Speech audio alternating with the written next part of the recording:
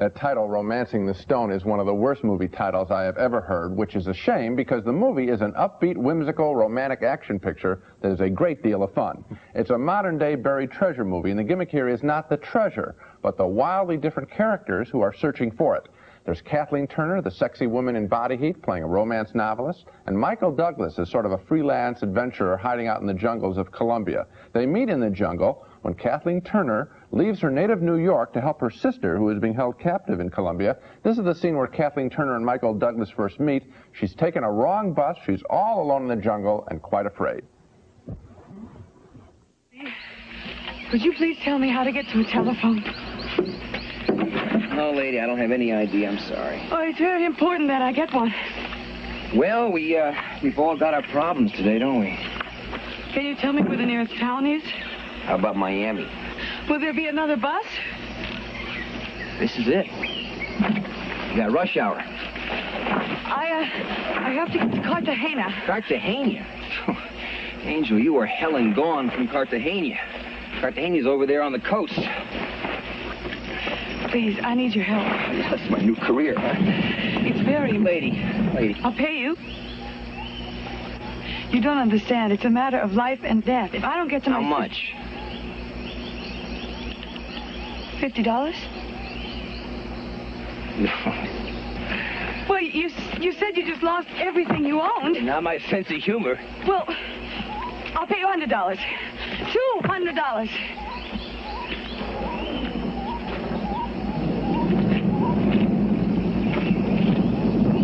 I'll do it. For $5.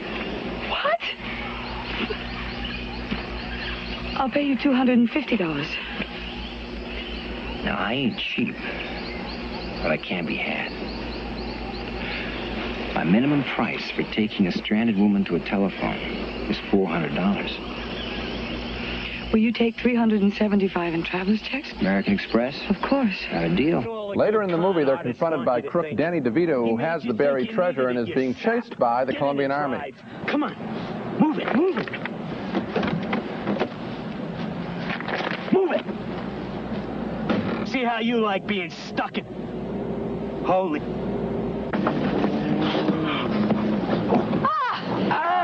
Get in!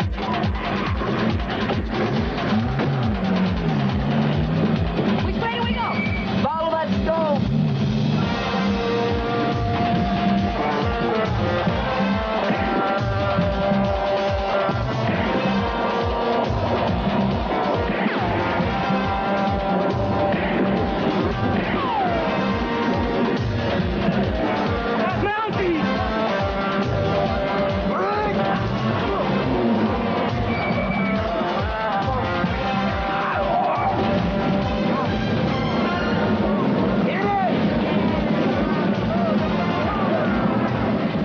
That's a very good scene because we really don't know at that point, deep into the movie, whether or not Michael Douglas's character is a con man conning her out of that big emerald, or whether he's really on her side. Romancing the Stone is one of those kitchen sink movies. They've thrown 2 of everything into this picture, maybe 3. The film could have been cut down and might have been better if it had been a little tighter, but so many of its elements are so fresh and funny, and the relationship between Kathleen Turner and Michael Douglas is so genuine and unpredictable that Romancing the Stone, despite its dumb title, gets a thumbs up from me. I appreciated everything that was fresh in this film. While watching it, I knew that someone was trying to entertain me. And that's very important. I agree with that, and I also agree about the title. Just sitting here watching those scenes, I came up with what I think is a better title, Death of the Green Jewel. How do you like that? Anything or like that. Capture of the Green Jungle Jewel. Fever, Jungle Jewel, anything. I mean, it's just, Romancing the Stone is a turnoff.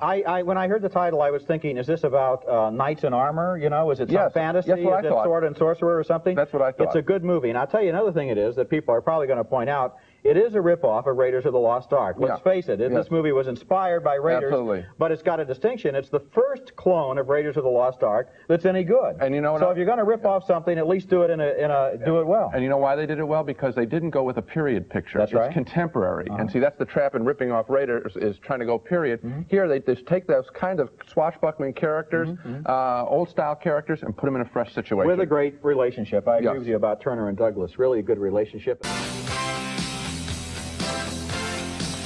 This is more serious than I thought. Apparently your mother is amorously infatuated with you instead of your father. Whoa, wait a minute. Doc, are you trying to tell me that my mother has got the hots for me? My reaction to Back to the Future out right away, along with a very different Putzi's Honor. This is my favorite film of the summer movie season. If I had the ability to make lighthearted pictures for the teen and young adult market, I'd hope I'd have the ability to make a film as enjoyable as Back to the Future. I really think it's that good. Back to the Future is a time travel movie, a category I usually hate because, you know, they're never really going to change things when they go back in the past, because that would mean that the future that we saw at the beginning of the film would have had to have been a lie, right? So there's no suspense there. But, and I won't dare say how, Back to the Future managed to beat that problem, and it fooled me, and it delighted me in so doing.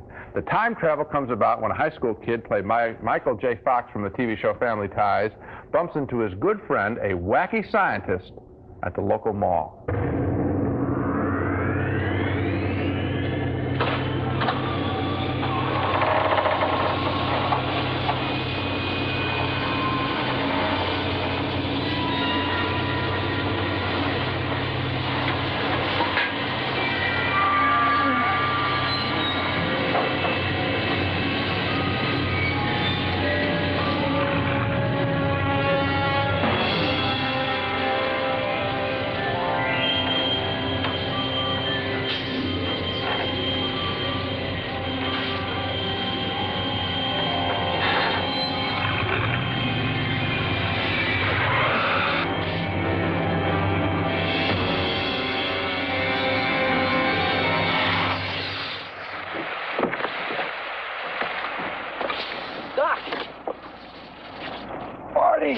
You made it! Yeah! Welcome to my latest experiment. This is the big one, the one I've been waiting for all my life. And, of course, the experiment is the time travel, and I love that touch, the DeLorean motor car, as we see right there. A car that was ahead of its time. Very good, Rod. That was Christopher Lloyd as the scientist, and he's pretty good in a convincing variation on Jerry Lewis's Nutty Professor. This time machine does work. It transports young Marty back to 1955, to before he was born, to where he wants to set up a date, it turns out, between, get this, his mother-to-be and his father-to-be. But his mom would rather go out with him. Neat idea. Lorraine? Calvin! I'd like to meet my good friend, George McFly. Hi. It's really a pleasure to meet you. How's your head? Oh, good. Fine. Oh, I've been so worried about you ever since you ran off the other night. Are you okay? Oh, it's hurting. Sorry, I have to go. Come on! Isn't he a dreamboat? Doc, she didn't even look at him. This is more serious than I thought. Apparently your mother is amorously infatuated with you instead of your father. Whoa, wait a minute. Doc, are you trying to tell me that my mother has got the hots for me? Precisely. Whoa, this is heavy. Yeah, it's heavy, and it's funny. Just hope you got it there. Those two people that he was trying to put up together at the lockers, those were his parents as teenagers. Now, this relationship is played out in the film for laughs and for sexual danger, the relationship between him and his mother, and even at the end of this film, for some teary emotion. What would you say, if you think about it, meeting your mother as a teenager? What would you feel if you saw your parents as young people? What a thrill that would be. And this film, rather than being helter-skelter action picture, which it could have been, holds on that moment. I credit the director, Bob Zemeckis, for having the sensitivity, the smarts, to make this something bigger than just a laugh-a-minute special effects picture. There's a real heart to this film. Back to the Future has all that emotion, a most clever and funny and interesting script written by Bob Zemeckis and his partner, Bob Gale. And the writing here, I think, is really the star. This script couldn't have been ruined if it had been directed by the director who did Red Sonja, if it had starred the cast of Red Sonja. So I guess I've made my point. Back to the Future receives my highest recommendation as a film. Pretty good screenplay, and like all good screenplays and all good movies, it starts out with something of universal interest, which is, in this case, what would it be like to meet your parents, as you pointed out, when they were kids? Because I think everybody grows up thinking, my parents were never young. And the fact is, the parents, this is the secret parents have from kids, they don't think they're ever old. Right, of course. And so this movie plays with that paradox in such a beautiful way that it's not just a time travel picture, not just an action picture. I agree with you. It's a picture almost like Frank Capra would have made, in which the underlying message of this communication between the generations is kind of, I just hope that this, beautiful. I hope that this title, Back to the Future, doesn't put off adults, or even when I said in the beginning, teen and time travel and young adult, I can't imagine anyone not liking this film. I really think this is a very special picture. I mentioned Capra. You know the Capra picture it reminds me of? You can probably guess. Mm-hmm. It's a Wonderful Life. You bet. Because here's the case, once again, of somebody finding out through some kind of magical intervention that things aren't so bad. No. And that they can even be kind of good. Who Framed Roger Rabbit is one of those home runs that Hollywood hits every once in a while. It's a movie like 2001 or Close Encounters or especially like E.T. that's a technical breakthrough and a lot of fun both at the same time. This movie is great entertainment from one end to the other, but it's also one of those films where you're always asking yourself, how did they do that? The movie takes place in Hollywood in 1947, where it assumes the cartoon characters and human beings were living side by side and working in the movies. It tells the story of a cartoon star named Roger Rabbit who gets framed for a murder and has only one chance of being cleared, a private eye named Eddie Valiant, played by Bob Hoskins.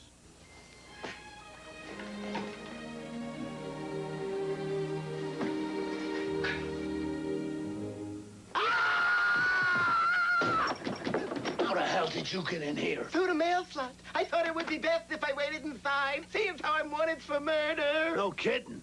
Now notice there how realistically the animation is combined with the real world. It looks like Roger Rabbit is really there in the human universe. And look at the way here that real water and a cartoon rabbit interact in this scene as the bad guys come looking for Roger and Hoskins hides him. Okay, wise guy. Where's the rabbit? Haven't seen him. What's in there? My lingerie. See, Valiant.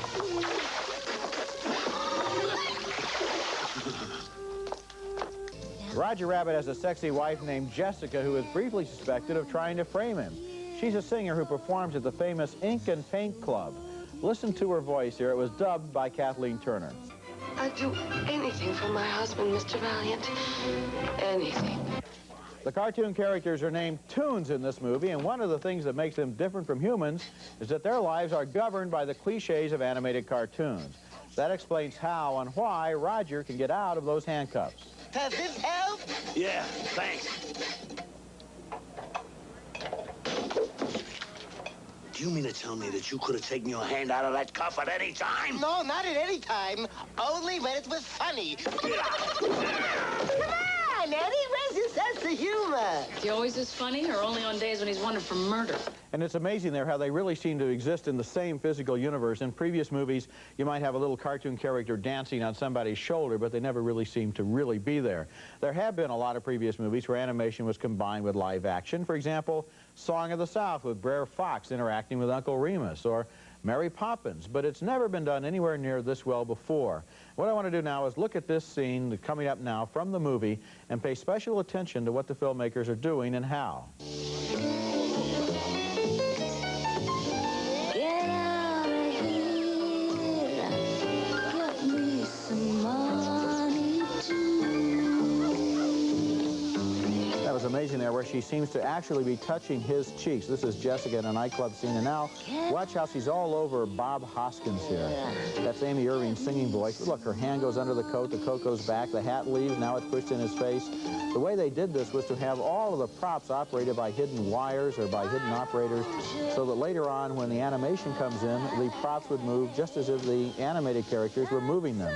The hard part for Hoskins, look at him there, he really seems to be looking at her, and he had to act through this whole movie all by himself. He had to imagine that there was a girl there. He does a great job, and then look, his tie pulls out and it's dropped again. It's just amazing the way those cartoon characters are integrated with the real thing. It's terrifically well done, so well done that after a while you give up trying to figure things out and just go along with the story, which has some serious undertones, as those tunes are treated like second-class citizens. Who Framed Roger Rabbit is a co-production of the Disney and Spielberg companies, directed by Bob Zemeckis, who made Back to the Future, and the animation is by Richard Williams, whose Raggedy Ann and Andy we liked several years ago. One of the most impressive of their achievements here was to convince other Hollywood studios to loan out their cartoon stars. So we see not only Disney characters like Mickey Mouse, but Warner Brothers heroes like Bugs Bunny. I could hardly believe it when there was a piano duet starring the two great ducks, Donald and Daffy. This is a wonderful movie, one of the year's best films. Oh, I think so. Absolutely true. And again, the dominant reaction that I had, mouth agape, how did they do that? Now, one of the tricks that I learned that was very interesting, and an improvement in cartoon technology is, and even an improvement over the classic Disney cartoons like Snow White, which would animate every other frame, so that it would, instead of 24 frames a second, like you see a person on movies, they did it 12 frames to save money. And 2 frames are similar. Every single frame here is animated. They wanted the animation to look as bright and real. All 24 frames are animated, just like Bob Hoskins is running at 24 frames. And I think that's why the film is brighter, more exciting than most cartoon things that we've ever seen, including the opening 4 or 5 minute pure cartoon sequence that opens the movie, that is so dazzling and so funny that I tell you, I am going back to that movie to see that sequence again. The opening sequence of 5 minutes had me laughing louder than any cartoon I've ever seen. It was hysterical. And then you're quite right, when you go through this film, they cast shadows. They seem to, the floorboards bend under their weight. When they are in the dishwater, the water is moving. How they did it is, obviously they just worked and worked and worked. And one of the achievements that we really should point out, I think, is that Bob Hoskins was able to interact with an imagination. It's like Alec Guinness in the Star Wars movie saying he had to spend all of his time in an empty room imagining spaceships there. It's really hard to act. This is bigger than that. Bob Hoskins was picked. I'm told he was not the first choice, that they wanted to go after some comic actors, well-known comic actors, instead of Hoskins. I think they made the right choice going with Hoskins as counterpoint to the... Let Daffy Duck be funny. You need an iron center, sort of a Sam Spade kind of character, and Bob Hoskins, for my money, is the best guy to do it now. He is matter of fact. If he were going around all the time saying, "Oh my God, look, this is this is Bugs Bunny here," nobody would think that was funny. But the fact that he's seen these tunes all of his life and it's routine, and he accepts them, makes the movie seem more realistic. Here's the big question I have: who is the film going to be more entertaining for, adults or kids? I know who I think. I think more for adults. I agree, absolutely. 2 thumbs up and 2 jaws dropping open in admiration for the animated live-action extravaganza, Who Framed Roger Rabbit? Of course, Who Framed Roger Rabbit is the dazzler this week. It's one of those movies that you sit there and you want to see it a second time. Absolutely. Because there's just too much happening. I couldn't take it all in. My choice for the second best film of 1988 turns out to be the most popular film of 1988, Who Framed Roger Rabbit, a technical marvel, the finest mixture of live action and animation in film history, with the great English actor Bob Hoskins, sort of a cartoon figure himself, sometimes with his blustering presence, bridging the gap between the real world and the world of tunes. Hoskins plays a detective trying to track down a murderer in a cartoon world. Hold still, will ya? Does this help? Yeah, thanks. I suppose everything's been said about the technical qualities of this film. Some people found it a little cold at the end. I was mesmerized by the way the film seemed to stretch the boundaries of time and space, really using the film medium while dazzling my eyes. I saw the film twice. I wasn't disappointed the second time. And neither was I. You know, there are a lot of reasons to go to the movies, and this movie, you know, corresponds to a lot of the basic reasons. Like it entertains us, it excites us, but it also delights our mind, because as we're looking at this combination of live action and animation, it's causing us to redefine what space is in the movies. Exactly. We realize that actually real people on the screen are no more real than the cartoons are. It's all the same thing in a way, and that kind of puzzle really delighted me as I was watching the movie. That's exactly the point I was making. It really just spun my head a little bit. And that film is Who Framed Roger Rabbit? It's on my list because it was wonderfully entertaining, and because I suspect it will signal a revival of interest in animation. In fact, that revival is already taking place. This eye-popping film was refreshingly adult in its portrayal of the sparks between sultry Jessica Rabbit and Detective Bob Hoskins. Why don't you do right like some other man?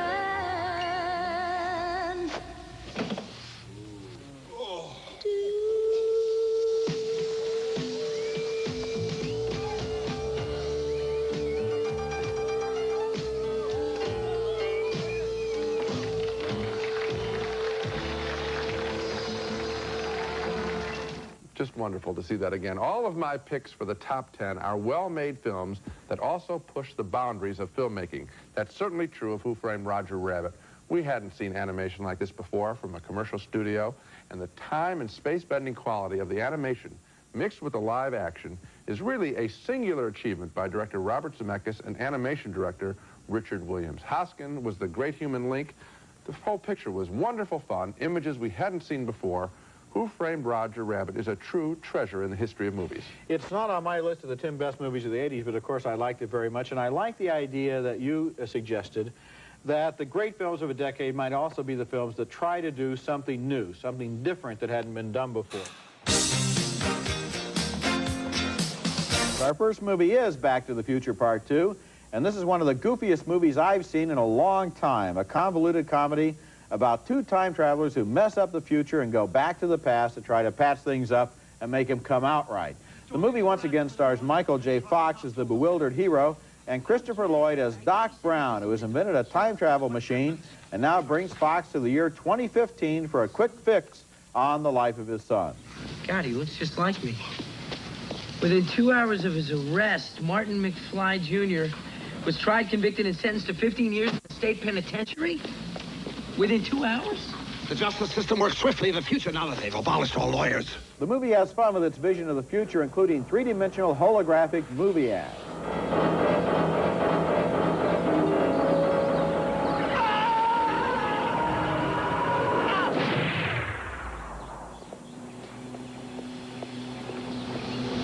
Shark still looks fake. Fox causes lots of trouble when he gets a sports almanac and realizes he can travel back in time and win lots of money on sports bets.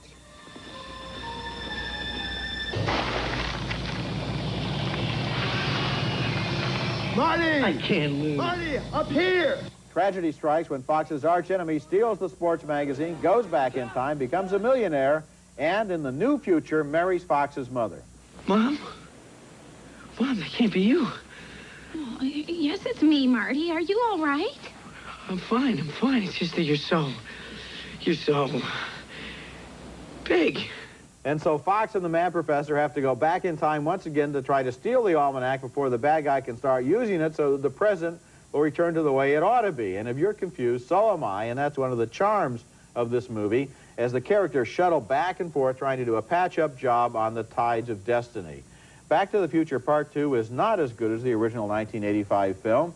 It doesn't have the genuine human emotion of the earlier film when Fox tries to fix up a date between his own parents so that he'll be born, but it is a goofy and screwball movie, and I enjoyed it for what it is rather than in comparison with the earlier film. Well, I had the same reaction to the comparison of the two. The first film had a heart to it, and I don't think there's any reason why a screwball comedy couldn't take time out to have heart.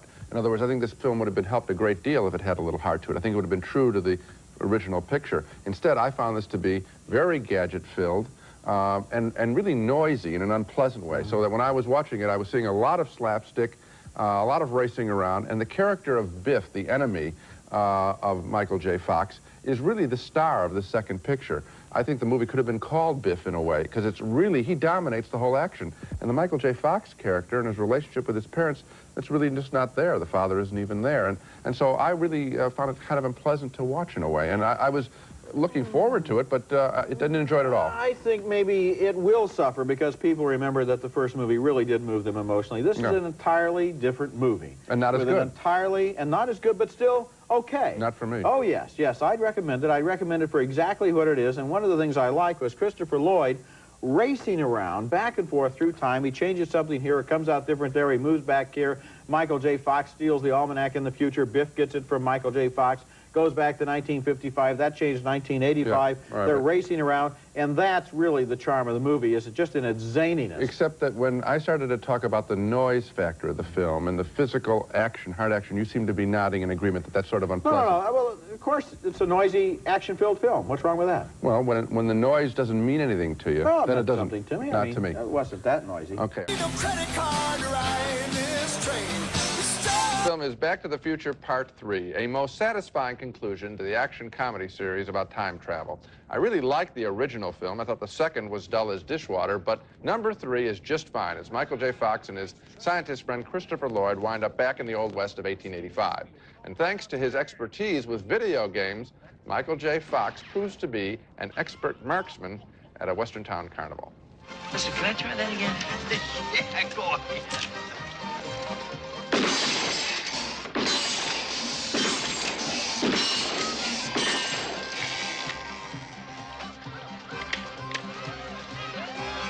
Hey, just tell me one thing. Where'd you learn to shoot like that? 7-Eleven. Part 3 also brings back some of the adult emotions of the original film as Christopher Lloyd falls in love with a school teacher played by the always delightful Mary Steenburgen. I think a lens may be out of alignment because if you move it this way, the image turns fuzzy. See? But if you turn it the other way, then everything becomes clear. They're great together. Naturally, there is a 6-gun showdown in the movie as Michael J. Fox angers the local tough guy who doesn't like his nickname. You're Mad Dog Tannen.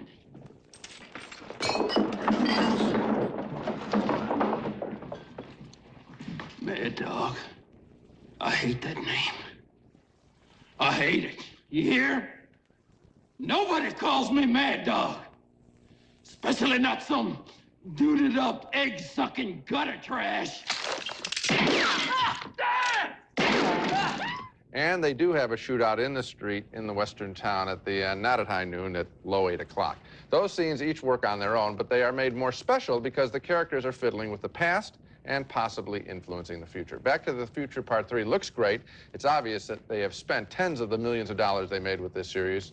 Gorgeous western settings. I love a nostalgic shot of Mary Steenburgen, remember, in a beautiful purple dress standing next to that green train, green railroad car. Top flight writing and fine performances all around. I don't know, Gene, I didn't like it as much as you did, and one of the problems is, as a western movie, this didn't work very well. Now, if you add all of the time travel onto the top of it and your memory of the 2 previous movies in the series, I suppose that would help. But the problem is this western town is a movie western town. It's straight out of cliches. There's even Pat Buttram drinking in the bar. I like along seeing with him. a couple of other guys. Dub Taylor was in the bar, That's right. too, I think. I love seeing those guys. And so wouldn't it have been more interesting if Michael J. Fox had gone back to the real Old West instead of to the movie Old West and gone back to a real time in the past rather than a fictional time in the past? Well, he's going to a fictional time in the future when in Part 2, and you enjoyed that picture. So, you know, the question is, was it entertaining? Yeah, but the problem here is, you see, there isn't as much time travel or paradox in this movie. Basically, once they get back there, it becomes a Western. Right? Yeah, and I like that. Time. And it wasn't a very...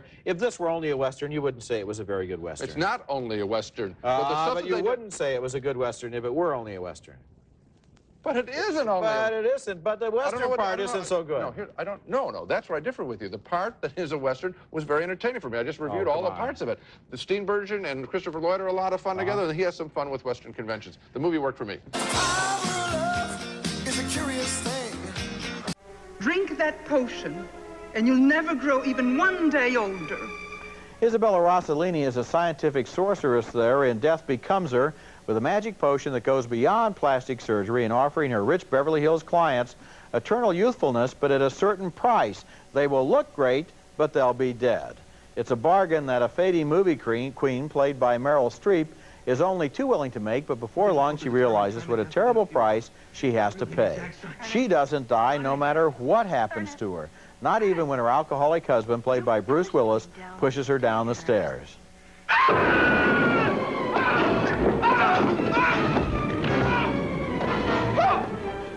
Stay away from me! You bet I will. Animal, psycho. Don't come near me. Wait, pusher. The movie co-stars Goldie Hawn as Streep's lifelong arch rival, who has also taken the potion and also has the embarrassing problem of not being able to die. This is pointless. Wait a minute. This is ridiculous. We can't even hurt each other. We can't even inflict pain. You know, it's a funny thing about this movie. It had all of the words, but none of the music. The ingredients were here for a lot of laughs, and occasionally I did indeed laugh, I guess, but in general, it seemed like the movie was lacking some sort of unpredictable spark or energy.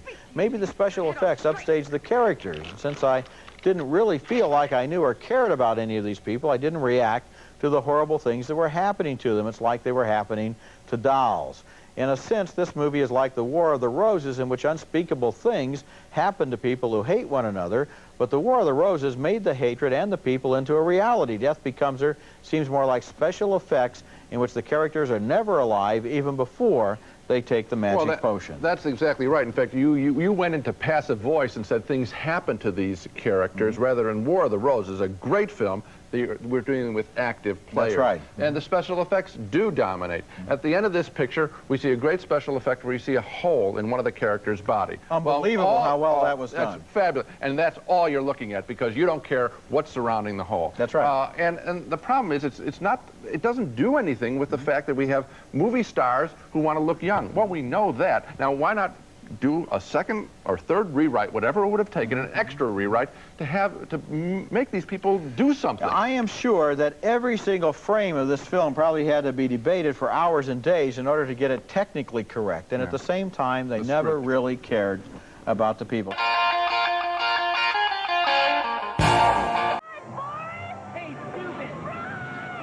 You wouldn't believe it if I told you, but I can run like the wind blows. Who in the hell is that? And there's Forrest Gump, Coach. Just a local idiot. A young man discovers that he can run like the wind in that scene from Forrest Gump. And it's the first of many discoveries he makes on an amazing odyssey through life. As played by Tom Hanks, Forrest Gump is born with an IQ of 75, but with an unfailingly decent, honest, and optimistic worldview. And as he survives the ups and downs of recent American history, he keeps on plugging away. What's my destiny, Mom? You're going to have to figure that out for yourself. Life is a box of chocolates, Forrest. You never know what you're going to get. Forrest's longest-running relationship in life is with a girl he meets in grade school and is in love with forever after. Her name is Jenny. She's played by Robin Wright, and she goes on her own odyssey through American history, so that while Forrest takes the high road, she's on the low road. I love you. Forrest, you don't know what love is. Forrest has a way of falling into situations. Despite his low IQ, for example, he enlists in the Army and finds himself headed for Vietnam. And in the Army, he meets two of his great friends, a fellow GI named Bubba, played by Mykelti Williamson, and an officer named Lieutenant Dan, played by Gary Sinise. Where are you boys from in the world? Alabama, sir.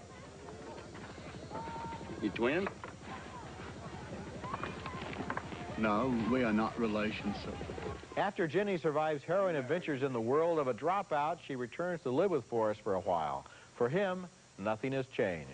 I'd make a good husband, Jenny. You would, Forrest. But you won't marry me. You don't want to marry me. Why don't you love me, Jenny?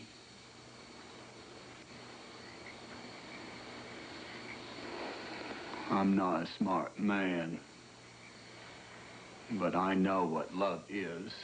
One of the most remarkable achievements of Forrest Gump is the way the movie uses special effects to actually place its hero in the middle of historical events.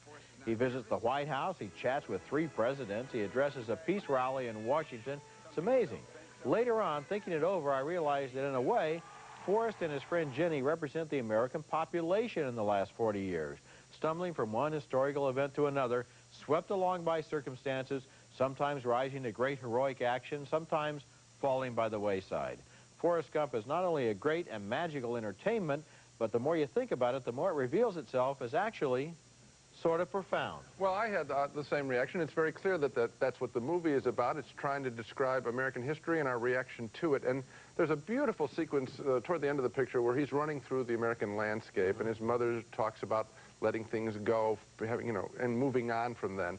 And I had a feeling that really what the film was about for me is that for all of the media attention, all of our knowledge about recent events, we have still not adequately mourned the troubles that we've had as a nation. We still haven't come to terms with JFK's assassination, with Vietnam. And so this movie lets us through this sweet soul, reminds us of this time. I had that. It helps us to feel a little better about ourselves. You know, this movie was directed by Robert Zemeckis, who made Who Framed Roger Rabbit and the Back to the Future movies. Nobody knows more than he does about how to do these magical special effects things. And, you know, the scenes where Forrest Gump is talking to Nixon and Kennedy, those are kind of amazing. But there's a scene in this movie where he's addressing a peace rally on the Mall in Washington, and you see hundreds of thousands of people around the reflecting pool, and then Jenny calls out to him and starts running toward him through the water.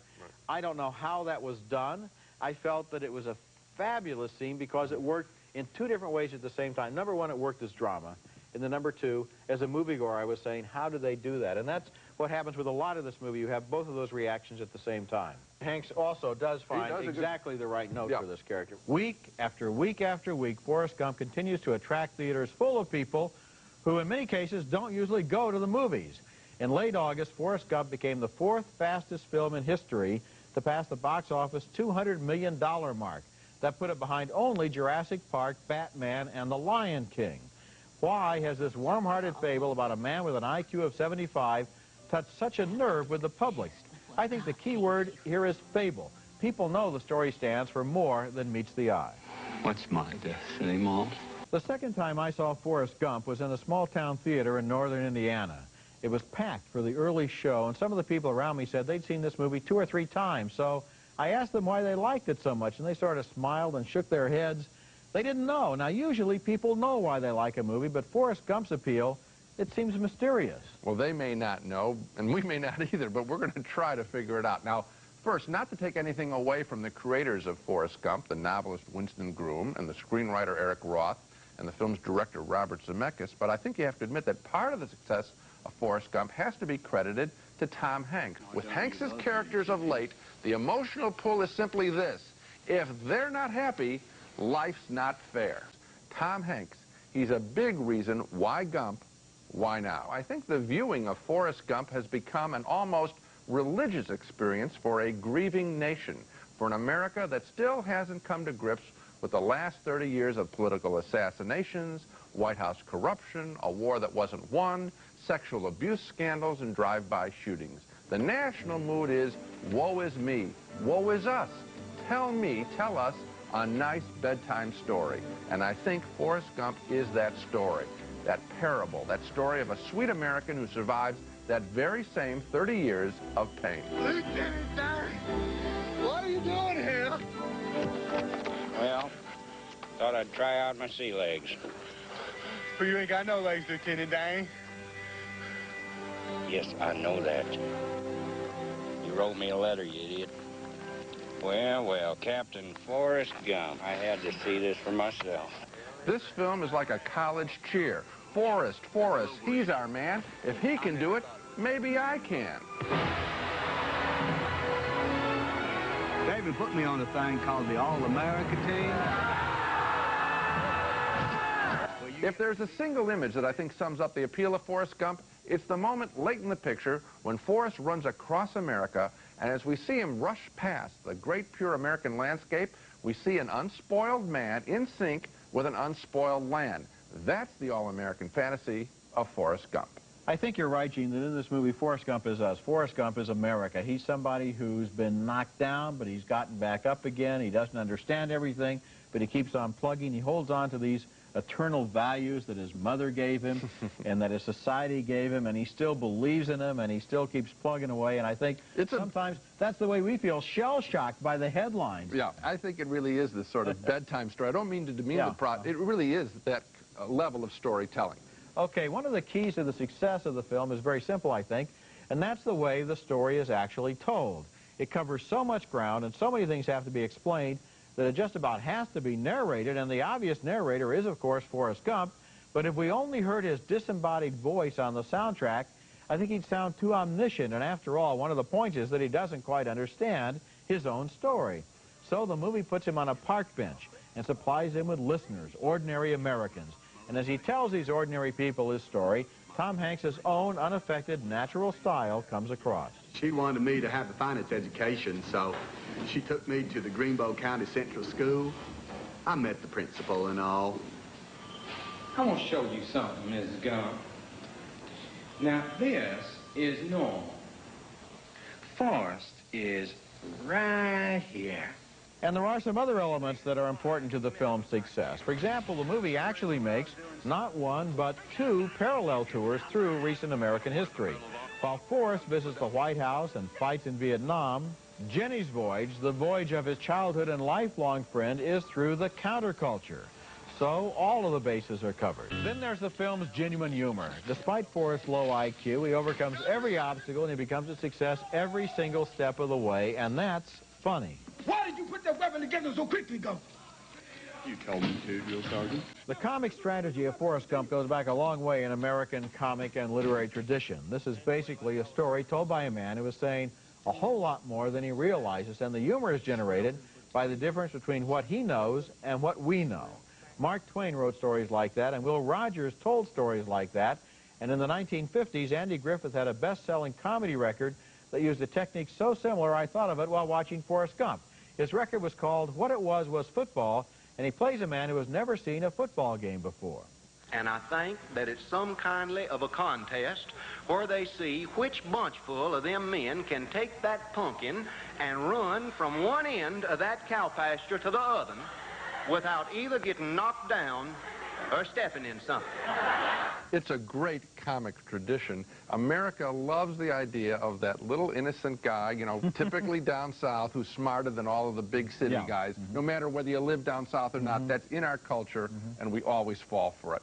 Forrest Gump was directed by Robert Zemeckis. He's Hollywood's reigning expert on combining live action and special effects. In his movie Who Framed Roger Rabbit, he put actor Bob Hoskins into scenes with cartoon characters. Jeepers, Eddie, that was swell. You saved my life. How can I ever repay you? Special effects have been used since the earliest days of the movie to put characters where they could not possibly be in real life, but only in recent years have computers been used to combine living actors with historical footage so they appear to be in the same scenes with people from the past. Clint Eastwood showed himself as one of Kennedy's Secret Service agents in The Line of Fire, but no movie has done more with the technique than Forrest Gump, and the result is that Gump really does seem to be making a trip through our media memories. Creating the scene where Gump meets President Kennedy was an intricate process involving three major steps. First, a technique called blue screen is used. Here we see Tom Hanks making very specific movements in front of a screen that will later be replaced by documentary footage and shots of the other actors in the scene. See that rhythm that they're doing it, Tom. Shake, shake, shake. Right? It's bump, bump, bump. Then the scene is shot with other actors, including a stand-in whose scripted dialogue will eventually come out of JFK's mouth. Congratulations. How does it feel to be an All-American? Very good, sir. And how about you? How do you feel? I got it, Pig. Finally, computer experts worked with the film's director, Robert Zemeckis, to delicately combine the new footage with actual newsreel shots taken inside the Kennedy White House. Congratulations. How's it feel to be an All-American? Very good, sir. He goes, and how do you feel, young man? I got to pee. See, not cut. Yeah. So I need a longer piece on Kennedy for the first guy. The result, one of the funniest and most convincing scenes in the movie. Congratulations. How does it feel to be an All-American? Very good, sir. Congratulations. How does it feel to be an All-American? Very good, sir. Congratulations. How do you feel? I got it, Pig. I believe he said he had to go pee. It validates our liking for Forrest Gump that Kennedy likes him too. A lot of the movie's special effects scenes create that same multi-layered effect. They work as effects, and they also work in spite of being effects. I think that's very true. We do smile at seeing these familiar American icons again. I think part also of the artistry of Forrest Gump comes in the screenplay by Eric Roth, based on Winston Groom's novel. You know, we always get complaints we don't credit the writers of the material enough. I'm now going to do it. And the artistry is this, that every time the story starts to approach getting sappy, there's a joke that undercuts the emotion and turns our wince into a smile. An example? Here's one where Forrest, on the way to basic training in the Army, befriends another simple guy, a shrimp fisherman named Bubba, played by Michael T. Williamson. Their incredibly sweet friendship needs a laugh to make it palatable. People call me Bubba, just like one of them old redneck boys. Can you believe that? My name's Forrest Gump. People call me Forrest Gump. You can see the same smile inserted in Forrest's other primary relationship in the film, his love affair with Jenny. He'll get all sappy with her, and then there's a joke that cuts through the sugar. Have you ever been with a girl, Forrest? I sit next to them in my home economics class all the time.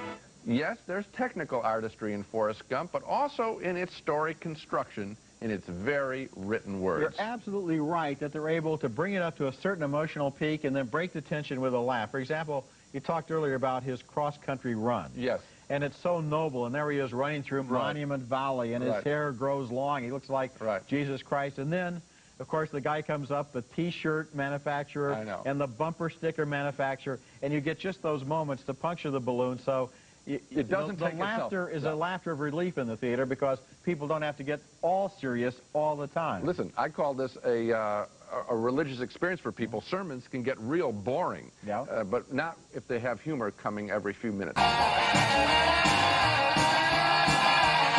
Our first movie is Contact, and the headline is, "This is the most intelligent and involving movie about extraterrestrial life since Close Encounters of the Third Kind."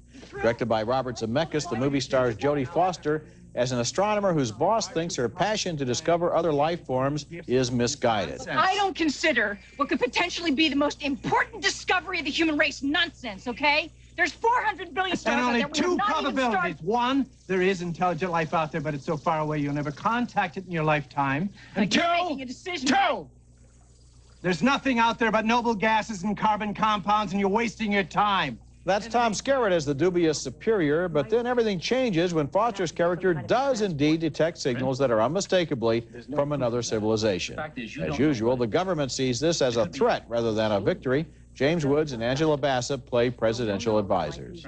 Why bother even risking the personnel? It could be a weapon. All right, some kind of a doomsday machine. Exactly. Every time they detect a new civilization, they fax down these construction documents from outer space. We poor saps build whatever this thing is and blow ourselves to kingdom come. The signal includes blueprints to build a machine that might allow a human to visit those who sent the message.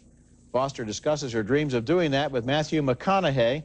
He's a respected religious figure with whom she once had an affair. As long as I can remember, I've been searching for something, some reason why we're here. What are we doing here? Who are we?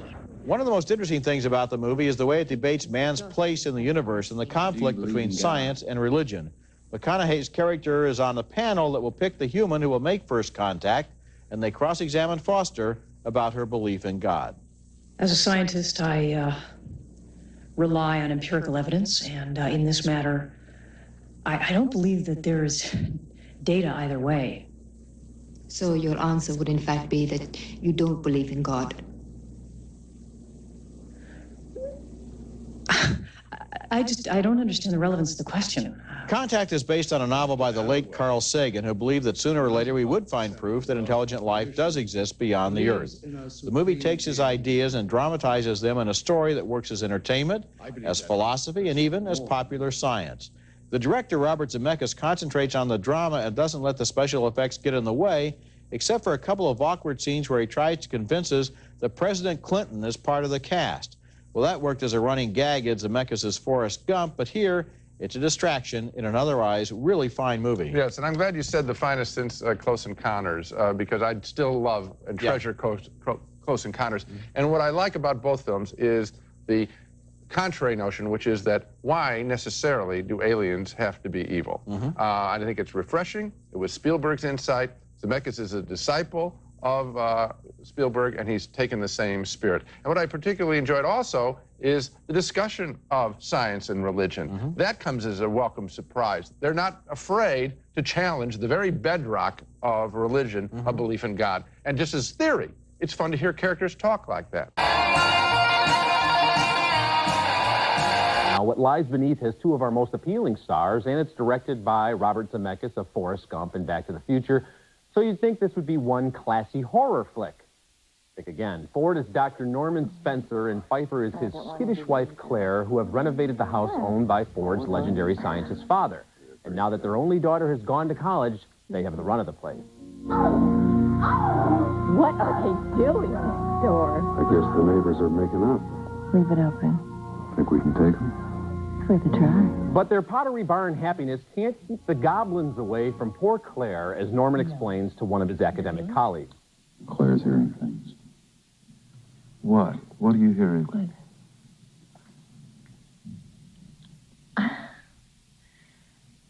I don't know. I heard voices whispering.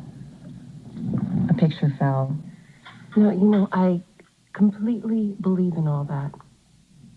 You do? Claire's ghostly research causes big trouble, as in this scene where she seems to be possessed by the spirit of Sigourney Weaver in Ghostbusters. Hello, Dr. Spencer. Mrs. Spencer. Forbidden fruit. You got a problem with that?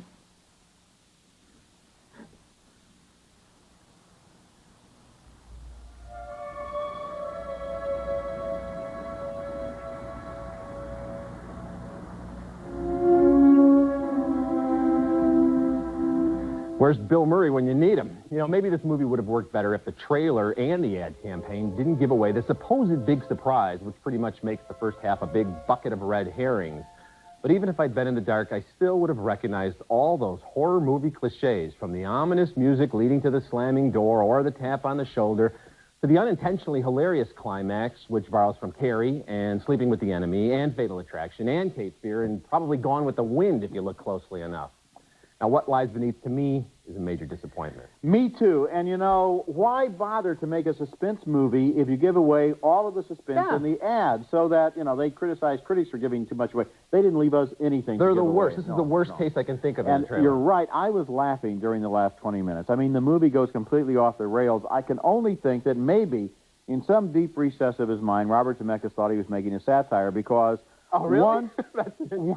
Once that last sequence begins, your jaw drops open. You cannot believe that in any way this develops out of what went before, and by the end of the movie, it's completely at sea. And it's such a missed opportunity to do something new in this genre. And Harrison Ford and Michelle Pfeiffer, those people personally must be thinking, what are we doing in this movie? They would walk out of this movie themselves as human beings. And she's pretty good at the beginning, but then she's looking through the little peephole and she sees the neighbor woman next door, and that's all completely, a blind alley. It doesn't lead anywhere. Right.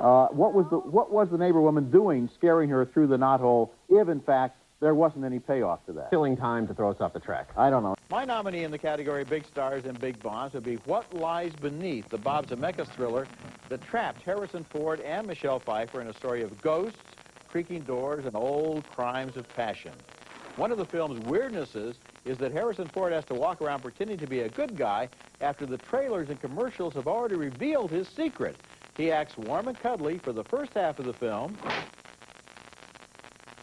Hello, Dr. Spencer. Mrs. Spencer. But okay, now I have here a 7-second soundbite from the press kit, and I want you to tell me whether it does or does not reveal both that he is evil and that the house is haunted. You've had an affair with a girl who threatened to kill herself, and now there's a presence in our house.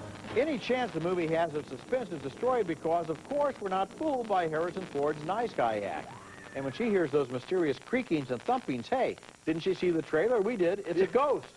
Well, you know, the only thing good about a trailer that gives away so much is that maybe some people didn't go see the whole movie and waste their time there. But I think of somebody like Harrison Ford doing the Cape Fear thing where he's underneath the car at one point. He's a smart guy, and he's got to be thinking to himself, what am I doing in this mess?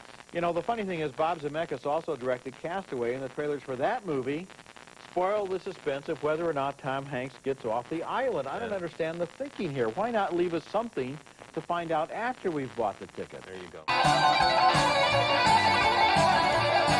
Castaway stars Tom Hanks as Chuck Noland, a systems engineer for Federal Express who survives when a company plane crashes, but winds up stranded on a South Pacific island with little hope of being rescued.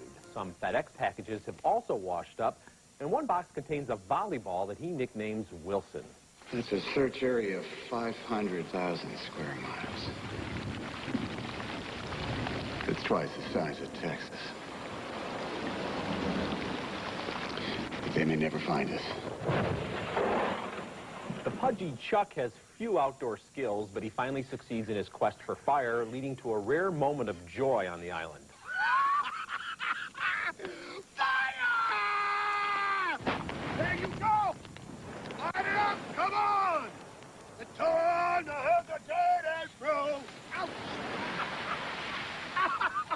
After 4 years, Chuck has been transformed into a lean survivalist, but he's losing his grip on reality.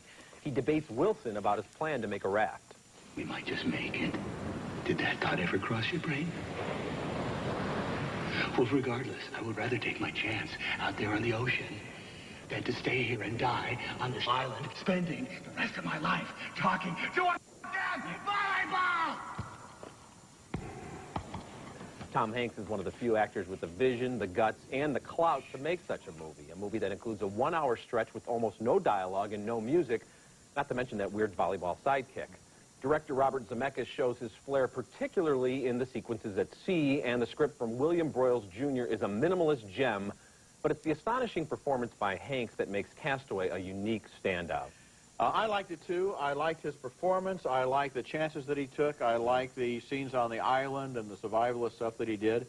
And I approve of the film. I'm giving it a thumbs up. Okay. What I didn't like, I almost don't want to mention, because I don't want to give away things that, in fact, all of the ads and all of the trailers are very much determined to give away. I don't want to get into that. It just seems to me, though, that there is a part of the film that never really delivers on the intended level, and you know what part that is. You don't like the way the story resolves itself. Let's just leave it at that. And I agree with you. I mean, not to review the ad campaign, but I wish they hadn't given away all that. But it's a risk-taking role. You know, Tom Hanks is so familiar to us. He's one of the most recognizable people on the planet, yet he loses himself in the character, and we really do sympathize with him through this long adventure on the island. And I think that maybe the adventure on the island was the film, and the sandwich on either end was kind of unnecessary, and I don't want to go into any more than that. I think it was necessary, but maybe the way it resolved itself, not perfect. Okay, number 9 on my list is Castaway, with Tom Hanks undergoing a remarkable physical transformation as a Federal Express systems engineer named Chuck Nolan, who's stranded for more than 4 years on a South Pacific island.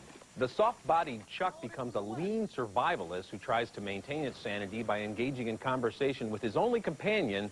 It's a volleyball he dubs Wilson. I know. Yeah, I know it is 30 feet of extra rope. But I'm not going back up there. Castaway takes us on a long and strange journey, and we don't really get a big Hollywood ending to satisfy us, but that's what makes it resonate more deeply. Now, of course, the island scenes are the most memorable, but I also appreciated the brackets on either side of the island scenes, which contain hints and messages about slaves of time and angels of hope. There's a real spiritual tone just beneath the physical muscle of Castaway. Well, I like the movie, although it's not on my best 10 list, and the reason is I didn't like those bookends, especially the second bookend at the end of the film, because I felt that the resolution of one of the plot points was kind of inconclusive and unsatisfying, and then the ending was kind of frivolous. It seemed to me that if it had been an island story, instead of trying to, begin and end elsewhere, it would have been more effective. The more I think about it, the more I actually do like the way it resolved itself, although they could have ended it right when he got off the island, and then we could have had Castaway 2, the mainland years. Okay. Even at a time when animated films are more popular and more creative than ever before, The Polar Express is in a category of its own. This film is simply wonderful. It tells the story of a boy who doubts that Santa Claus is real until the Polar Express pulls up in front of his house and the conductor invites him to climb on board. This year, no letter to Santa, and you made your sister put up the milk and cookies. Sounds to me like this is your crucial year. If I were you, I would think about climbing on board. It's a thrilling ride, especially when a hobo riding on top of the train looks out for the kid on a steep downhill run.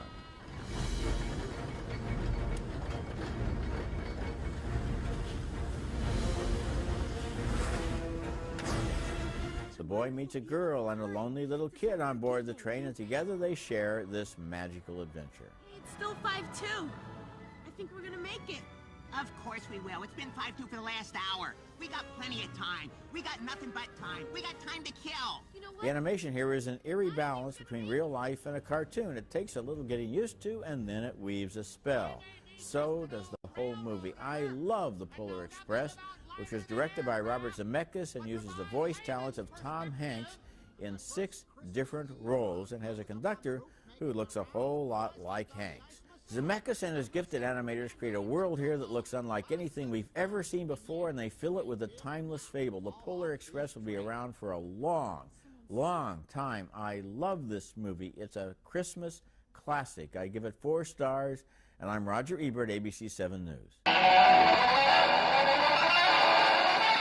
All right, Michael, one of the oldest and most dreaded poems in Anglo-Saxon history becomes a campy, blood-filled, lusty 3D thrill ride. It's a Beowulf for the 21st century, and you don't want to miss it. Now, they're releasing this movie on standard 2D and on 3D, but you've got to see it in the IMAX 3D version. There you'll be able to fully appreciate the cutting-edge motion capture animation even as you're dodging spears and arrows. Ray Winstone plays the legendary title warrior. You have a monster here? They say your lands are cursed. Is that what they say? Bards sing of Hrothgar's shame from the frozen north to the shores of Vinland. There's no shame to be accursed by demons. I'm Beowulf. I'm here to kill your monster. Some of the actors, like Winstone and Robin Wright Penn as a young queen, to me didn't really resemble their animated doppelgangers. Others, most notably Angelina Jolie as the monster Grendel's mother, look amazingly like themselves. What do you know of me, demon? I know that underneath your glamour, you're as much a monster as my son, Grendel. Anthony Hopkins plays the ancient prince who doubts whether Beowulf has truly slain Grendel's mother, who is much more dangerous than the monster itself. Did you kill her? Would I have been able to escape her had I not? Director Robert Zemeckis and his screenwriters have taken the epic poem from 1,500 years ago and turned it into an accessible fable about lust. Lust for glory, lust for immortality, and lust for blood.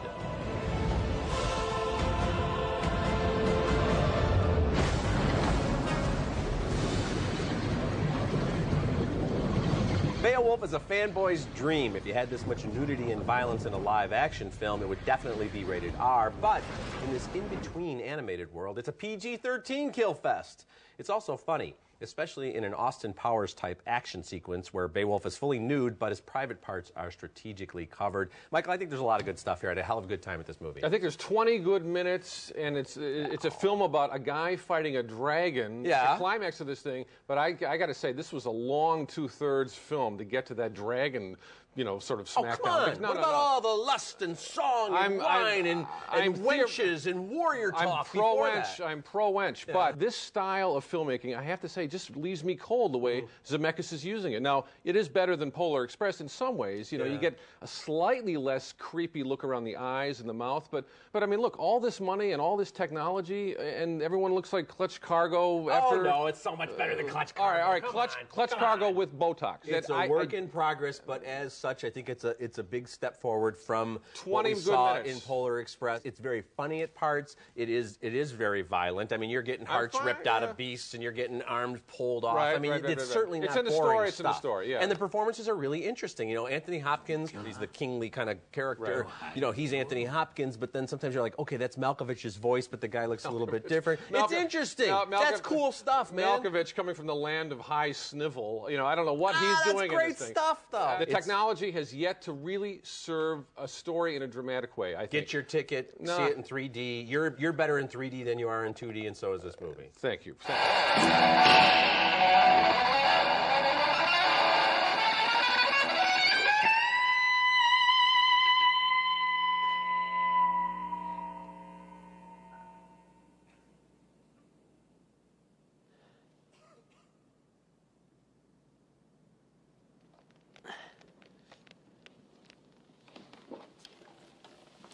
I guess you guys aren't ready for that yet.